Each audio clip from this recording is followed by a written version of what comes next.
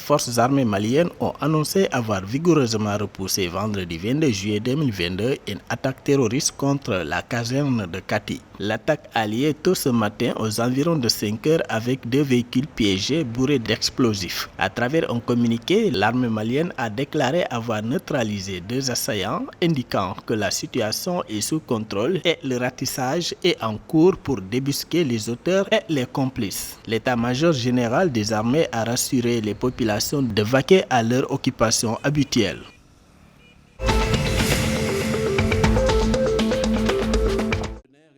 Le président de la République, Faure Gnassingbé, a dirigé mercredi 20 juillet à Dapaong une grande rencontre d'échange avec les populations de la région des Savanes. Quelques jours après les récentes attaques terroristes dans les localités de Pendial et Tone, le chef de l'État togolais est de nouveau auprès de ses concitoyens des zones ciblées par ces attaques. La rencontre a connu la participation des membres du gouvernement, des forces vives de la communauté ainsi que les forces de l'ordre et de la défense. Pour le président de la République, il est important de créer ce cadre pour échanger en toute liberté et courtoisie et formuler des propositions afin de juguler ces attaques destructrices et meurtrières.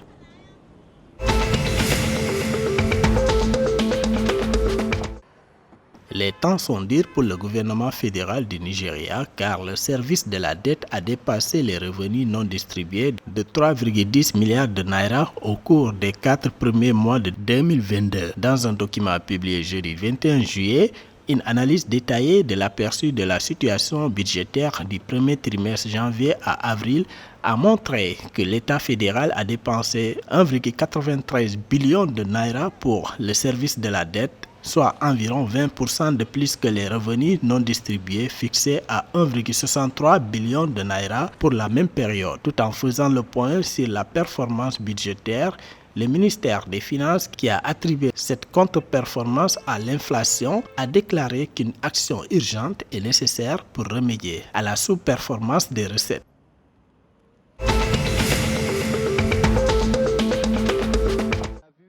Le Sénégal s'est particulièrement illustré jeudi 21 juillet en remportant plusieurs distinctions lors de la cérémonie des CAF Awards 2022 à Rabat au Maroc. L'attaquant sénégalais Sadio Mané, désigné meilleur joueur du continent pour la deuxième fois consécutive, a remporté son deuxième ballon d'or africain. Outre Sadio Mané, le sélectionneur des Lions, Aliou Cissé, a été désigné entraîneur africain de l'année. Le Sénégal a également été distingué à travers le milieu de terrain Pape Matar Sarr, désigné jeune joueur africain de l'année. La sélection sénégalaise a par ailleurs été désignée meilleure équipe de l'année.